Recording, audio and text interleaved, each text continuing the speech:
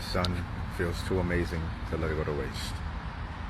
So this 17th day of August, we're gonna start our mile right here. Wow.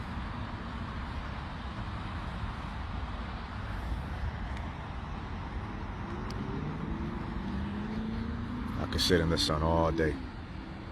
I must have been one of those slaves back in the day. Motherfucker, why are you working so happily? Nigga, I'm alive. You don't feel that sun on your back? Master said we need such and such. Hey, yo. And we out here staying up. About to get this run done for the day. There's only one thing, family, that makes us all, even if we find ourselves in the same predicament, in the same situation, the one thing that'll make your situation not as horrible or as miserable as it may be is your mindset. That's the only thing. How you view what's happening to you is the only thing that determines whether it is miserable, if it is bearable or unbearable, etc. And then also what value, what moral value you can extract from the situation, the circumstance, the predicament that you may find yourself in. Is either the pressure gonna break you, or you're gonna rise above the pressure and overcome that shit and grow into a better version of you that can manage more. One day. This material realm already got the body. The battle is for the mind. The battle is really in the mind. It's all mental. The 7 hermetic principles. I think the second one is, well, the first one is the all is mind. The all is one. One is all. And it is all mental. You get what I'm saying? So it all starts with your mind. Your mindset, your mind state, the state of your mind, right? That's why our visions and our physical senses are so often distracted by this material reality, because the battle is for the mind, i.e. the soul. The soul is your mind, your emotions, and your actions. That's what feeds your soul. The battle is for the mind, i.e. the soul, the heart of man, every man and woman.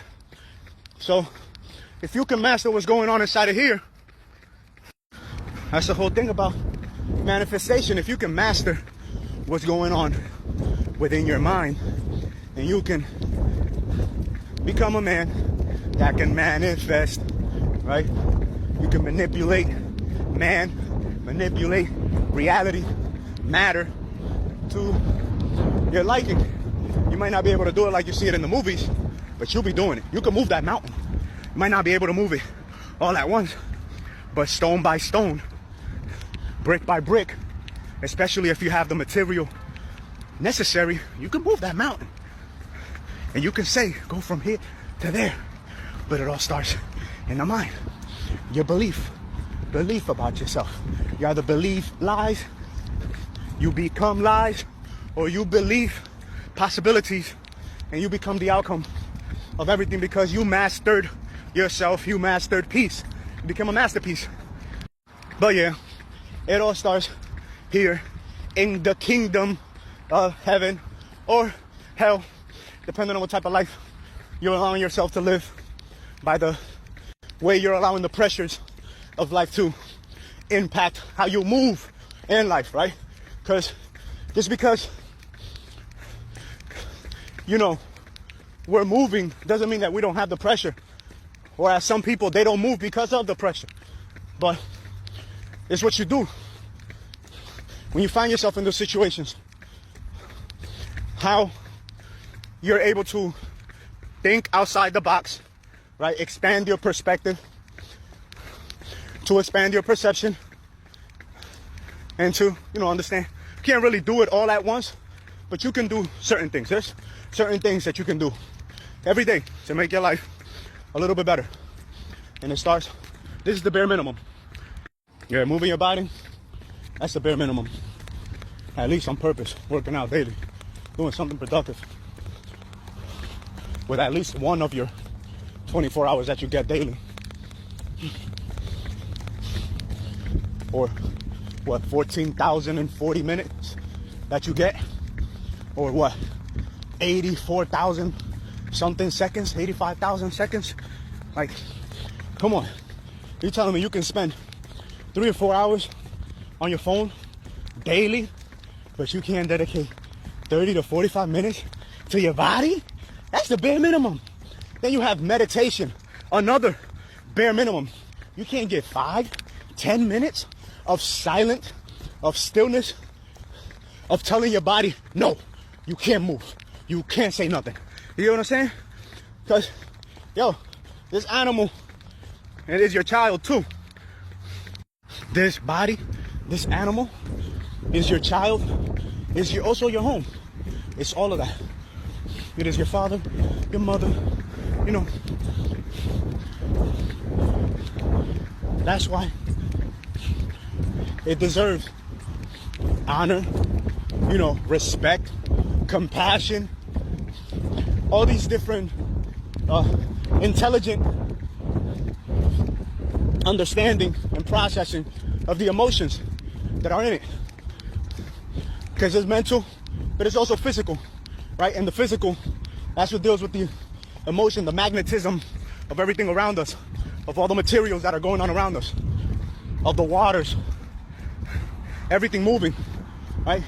We don't understand certain sensations, certain thoughts, certain feelings, and if we try to repress some of them because of our understanding, we become indifferent to them. Them things become all that unmoved energy, right? Because we're not breathing properly, because we don't know how to feel what we're feeling. So we're not breathing properly. And because we're not breathing properly, the energy is not moving how it should be moving through the body. How it moved when we were children, because when we were children, our perception wasn't limited by what we were told is okay or what we thought was right, because we still hadn't learned how to think intellectually about everything that was going on inside. So because we didn't think intellectually about it, we just felt it and we acted. We never repressed it, we never suppressed it, and it never became perverted, right? Because that's where perversion comes from. Perverted acts, you know what I'm saying? Murder, rape, molestation, all these things. Damn. Or grape, my bad, right? Grape. They happen out of the perversion of unprocessed emotions. Yeah, that whole rant I went on just this last one, is why this body needs to be moved. Because a dog becomes restless if you don't walk it. It becomes depressed, right? Any animal becomes depressed. It becomes restless. It becomes angry. It becomes easily irritated. That's why you're so easily irritable. You're so easily irritated by other people's behaviors when you don't realize that you do the same.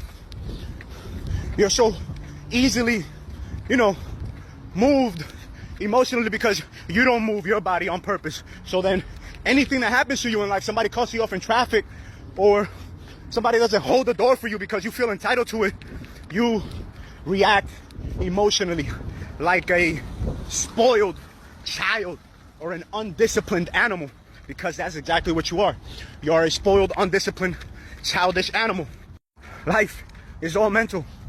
It's mental, metaphysica. It's metaphysical. It's mental and it's physical. It's 95% mental, as we say in the Marine Corps, my beloved Corps. It's 95% mental. It's 95% mental. Y solo only 5% physical. Solo 5% material, físicamente. Right? It's metaphysical. Metafísica. Eso es lo que la vida es. Right? So if you don't move. Oh shit, what's good, bro? Running my mouth. We out here enjoying this sun, putting the mind and body to work so that we can always feel right inside. Alhamdulillah. Yeah, we still out here. 6.7 miles, 1 hour, 17 minutes. on the 17th day of August.